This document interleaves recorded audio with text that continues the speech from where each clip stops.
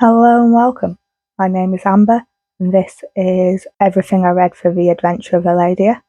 This is part of the Magical Readathon, which is created and hosted by G at Bookroast. The main event of the Magical Readathon are 2 month-long readathons held each year, and during these months you read books to hit prompts, which enable you to pass classes at a magical school.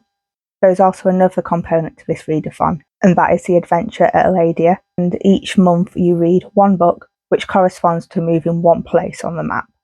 Today, I am going to go through what I read in 2025 for this challenge, and the route that I took on the map. In January, you picked one space on the map next to the school to show which direction you were setting out on. I picked 1A as my character is quite nature orientated, and that seemed to be the greener route. The first prompt was the same for every space on the board, and that was to read a book published in 2024 in order to say goodbye to the old year and hello to the new. For this, I read Think Again by Jacqueline Wilson. This was published in September 2024. When I was a kid, I read and loved the Girls series, and this is the 4th instalment. It is set many years after the first. This might be the 5th instalment, actually. Regardless, it is set many years after the rest of the series and looks at the lives of the girls from the previous books now that they are adults. So we follow Ellie, who is navigating some big changes in her life, and I was quite disappointed with the book. It was still alright, and it had similar themes as the previous books, like themes around identity, and it was nice to see what had become of the characters and how their lives were now that they were adults. But at times it felt like Ellie hadn't had any character progression since the previous books, despite her now being an adult, and there were a few times when she seemed to have even regressed a little bit. I also found that the main relationship in the book was a little questionable. Yes, it's true that Ellie and her boyfriend were both consenting adults, and I don't really have a problem with age gap romances, but he used to be her teacher, and he was constantly referring to what she was like as a child and what her friends were like as children, and didn't seem to be able to let go of the past. And it just made everything seem a little bit off. It probably wouldn't have felt so off if he hadn't kept focusing on the past and, child Ellie. If he'd focused on adult Ellie and what life was like now, it might not have seemed so strange. Then in February, I headed north to Space 2A, and to do this, I had to read a book from my top shelf. Now, I've got multiple bookcases, so I decided to go for this bookcase, which is basically my TBR bookcase. And I have the books in order of what I want to read them in, pretty much. So I went for the space that was here, i.e. book on the top shelf, which just so happened to be the book I was planning on reading next anyway, and that was Valour by Gwynne. This is the second in the Faithful and the Fallen series, and dear God, does it feel like I'm talking about this author and this series in every video I make at the moment. It's quite possible that he has been in every video. I will talk about something else going forward, although I am planning on reading more of his books, so he's probably not going to disappear this year. So this is a fantasy series about the forces of light and dark. That is, of course, an oversimplified summary of the series. In the second book, the Banished Lands have fallen to war. Allies are being formed, and our characters are doing their best to protect those that they love and get revenge for those that they failed to protect. The first book told of a prophecy, and as we get further into this, we learn more about the prophecy, and we also start to see who the key players of the prophecy are. I spent time at the beginning writing the whole prophecy out so it was in front of me, and then would regularly refer to it and try and work out what everything meant. I felt by the end of the book that I'd cracked it, but perhaps not. I gave this book 5 stars in the end, as I really loved it. It does a really good job at making you connect with the characters, and Gwynne writes relationships really well, but at the same time is able to keep driving the plot forward. It did use a lot of fantasy tropes. However, there were times when you'd think it was going in the direction of a particular trope, and then it would get turned on its head. So this made it, in places, easy to guess what was going to happen, and in other places it made it more difficult. But then I think as I started to get a bit more used to his writing, it did make it a little easier to guess, as I knew it was either going to be the trope or it was going to turn it round. And I could then have a few guesses as to how it was going to get turned around. So this sort of kept me on my toes and also kept me intrigued as to what was going to happen. I definitely recommend this series, but I am getting a little bored of talking about it. In March, to get to 3A, I needed to drink from a well by reading a book with a drink on the cover. So I read Doomed Romances, Strange Tales of Uncanny Love, edited by Joanne Parsons. It has a bottle of wine on the cover. There, I believe, hard to point, but I can see it in the screen. This is an anthology of romances doomed to fail.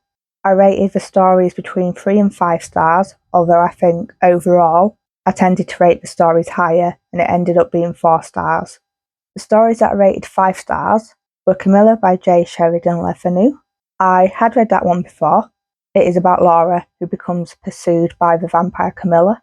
It's a highly influential work of vampire fiction, and it came out a few decades before Dracula.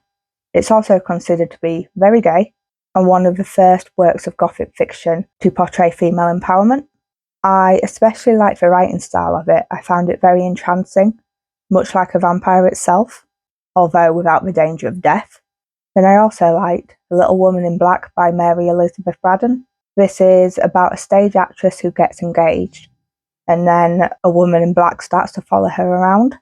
I can't remember it well, but I think I really liked the ending, and I liked the mystery of who the woman was, and enjoyed the social commentary behind it as well. It also made me think of women supporting women, and that's always good.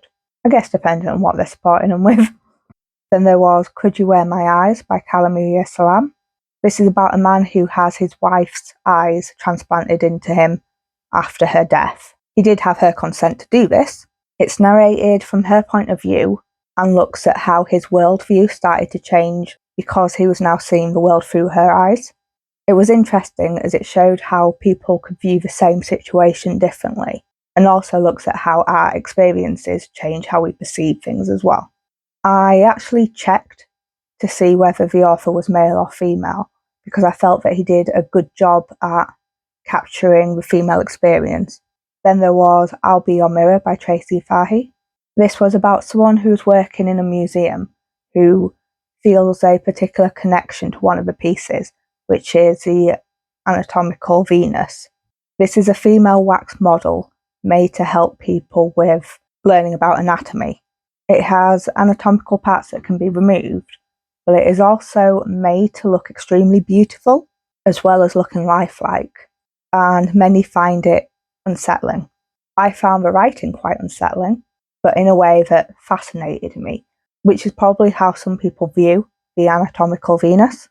I have looked online at images of it and similar wax-like creations as well, and I don't really know how I feel about them. Some of them seem to be posed in rather bizarre ways, i.e. they're posed in a way that's almost sexual, which, why do you need that if you're studying anatomy? I don't think you really do. Then the final story in this that I gave 5 star was The Dancehall Devil by V. Castro. This is about someone who is working in a bar where they see the events unfold when the local douchebag meets a female devil, and the events lead everyone to think, oh no, what a shame. Overall, I really enjoyed the book, and I now have some new authors to seek out and read more from. In April, we crossed the river to 4A, and to do this I needed to read a book with river in the title or on the cover, and I read The Goddess of the River by Vaishnavi Patel. I was really disappointed with this book and gave it 2 stars. It's the story of Gagne, the river goddess, and how she came to Earth and became the river, then how she was cursed to be mortal and live her life as a mortal, and then once again she becomes the river. But the story isn't just about her, but it's also about her son and his involvement in a huge war. When I first started reading the book, I was intrigued. It was written in a way that made me think of oral fairy tales, and the writing just seemed to flow well. But I quickly became bored, especially when the story started to focus more on her son rather than her, as I found that I connected a lot more to her story that I didn't really care about his. Then in May, we went through the maze at 5A by reading a book from a series that has more than 3 books. I read Mark of Athena by Riordan, which is the third in the Heroes of Olympus series, which is a 5-book series. This is about the children of Greek gods and Roman gods who must come together to defeat Gaia, who is wanting to destroy the Olympians. However, in the past, whenever these 2 groups have come together, it's always ended up in war. So in the 3rd book, the children of both these Parthenons come together in order to stop the destruction of their godly parents, while also trying to prevent a war. I really enjoyed this series, and I wish that I'd read it as a child. I think I would have probably rated every book 5 stars. I do still really enjoy them as an adult, but I think I would have liked them so much more when I was a target audience. The books are full of action, humour and teachable moments, both around mythology, but also around topics such as friendship and morality as well, which probably makes them really good for young people to read. In June, went to 6A by finding the exit to the maze, and to do this I needed to read a book over 500 pages, and I read Wrath by Gwynne. Of course, he is appearing twice in this video. He won't appear again, I promise. This is the 3rd in the Faithful and the Fallen series. It's where the stakes really ramp up, and it's also perhaps when our characters were at their lowest points, and apparently I ate all that up. Then in July, I explored the ruins at 7A. To do this, I needed to read a book that was published before I was born, and I read Equal Rites by Terry Pratchett, which was published in 1987. This is the 3rd in the Discworld series, and the 1st in the Witches part of this series. It's set in a world where wizards are always the 8th son of the 8th son, and when a wizard dies, he passes his staff onto a new wizard. At the beginning of this book, Wizard John Billet neglects to check the sex of the child that he's giving his staff to and accidentally gives it to a girl.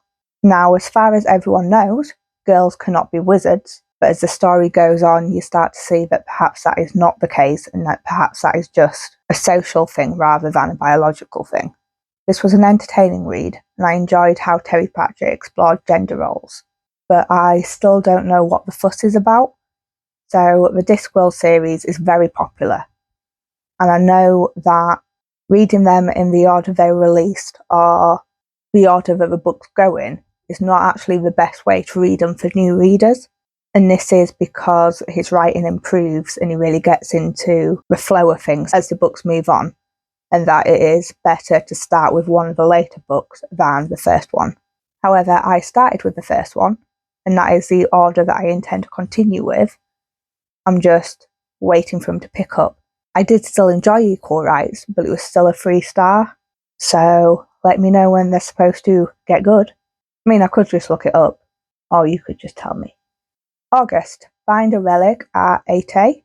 To do this, I need to read a book that's been on my TBR for years. So when I created my Goodreads account, I put all my books on the want to read shelf, whether I had read them or not. And this is because the books that I'd read as a child, I wanted to reread, unless I'd already got rid of them. So one of the books that was on the list because I'd read it as a child and wanted to reread it was Demon Thief by Darren Shan. This is the 2nd in the Demon Martyr series, and it had been on my want to read shelf on Goodreads for however long I've had a Goodreads account. This book is about Colonel, whose younger brother is kidnapped by a demon, and it shows what he goes through trying to get him back. It's fun, it's action-packed, it's full of gore, and I was glad that I reread it as I still enjoyed it. Not as much as I did as a kid, but still enough to want to continue the series. Then in September, I needed to use a levitation scroll in order to get across the river at 9A, and to do this I needed to read a book under 250 pages, and I read Serpentine by Philip Pullman. This is a novella set after the events of his Dark Materials and shows Lyra as she is visiting an old friend in the north. I think predominantly it shows how her relationship with Pan has changed since the events of the final book in the trilogy. But I don't feel that it was needed, especially as Philip Pullman went on to write a second trilogy, part of which is set after the events of his Dark Materials. However, when he wrote Serpentine, I don't know whether he knew he was going to write this further series, which also looks at how the relationship between Lyra and Pan had changed, amongst other things. I also felt that not much happened in Serpentine. It is very short, under 250 pages, and I listened to it via audiobook on double speed, and I think it was only about 15 minutes. That would make it difficult for much to happen in that time, but very little did. In October, I met the River Pixies at 10A, or rather my character did, and I needed to read a book with foil on the cover, so I read Thief of Night by Holly Black. This is the second in the Charlatan series, which is a series about Charlie, who is a con artist who can manipulate shadows using blood. She's trying to put her past behind her, but then her past walks into the bar that she works at, and she's plunged back into the world of shadows. I really enjoyed this duology. I gave both books 4 stars, as I really liked the story, but I think what made the story was the character of Charlie herself. She is definitely a morally grey character, but she is a morally grey character on the side of heroes rather than villains, despite being a con artist, of course. But she's also the sort of character that would cut her nose off to spite her face, and apparently I like that in a character. Then in November, my character needed to meditate at the Wolf Elk statue at 11A. To do this, I needed to read a non-fiction, and I read Sociopath by Patric Gagne. This is the memoir of Patric Gagne, who is a sociopath. It details her life from childhood to early adulthood, while dealing with his personality disorder, a personality disorder that is little understood, little researched, and demonised. Patric Gagne has done her own research into sociopaths and is also a therapist. So as well as having personal knowledge of sociopaths, she also has research-backed knowledge as well. The book is interesting. It takes an empathetic look at sociopaths, but it also doesn't shy away from some of the negative sides of it. For instance, it talks about some of her criminal activities and some of the bad things that she's done for people around her. It didn't excuse these things, but it looked into why she did those things and why other sociopaths might behave in this manner. I think it's a useful book if you are wanting to understand sociopaths more, especially when it comes to their lived experience, which I always feel is very important when trying to understand any sort of disorder. Then finally in December, my character reached the ancient tree of Etheria and gained a sapling at 12A. Did this by reading a book with a tree on the cover, and I read Brigands and Breadknives by Travis Baldree. This is the second book in the Legends and Latte series, and it focuses on Fern, who is unsatisfied with her life. She then moves next to the cafe from the first book in order to open a bookshop, but when she's there she realises that whatever was missing from her life isn't to be found there, and she gets drunk, falls asleep in the car of a bounty hunter and wakes up miles away from home. She decides to then accompany the bounty hunter on her bounty, and for a few months lives a life of adventure. So it was quite interesting the contrast between the two books, because in the first book, Viv, who has lived a life of adventure, then settles down and opens a cafe. But in this book, Fern, who has spent her whole life in this bookshop, then gets up and goes on an adventure. Both books have themes of found family and belonging, but they sort of do them in opposite ways. I had to go do something, and I can't remember what I was saying, but overall, I really enjoyed it. I liked the characters, I liked the vibes, I liked the writing style, and I liked the antics, and it was a good way to end a year. So that is everything that I read for the adventure in Aeldia. 12 books in 12 months. This year we're using the same board that we used last year, but as there's so much of the board for my character to explore, that's not a problem. This is the last year that I'm using this character as she is graduating this year. But of course at the end of the year I'll let you know how she does on this adventure. And then next year I can look at a new character. I'm looking forward to it, though I have absolutely no idea what sort of character she'll be. With my current character, Athena, I've created a whole backstory, a whole personality for her. I've got ideas of what's going to happen in the future as well. But as for a new character, I have no idea. We'll find out. So did anyone else take part in this challenge? I hear a lot of people talking about the main readathon, but I don't really hear people talking about this year-long one.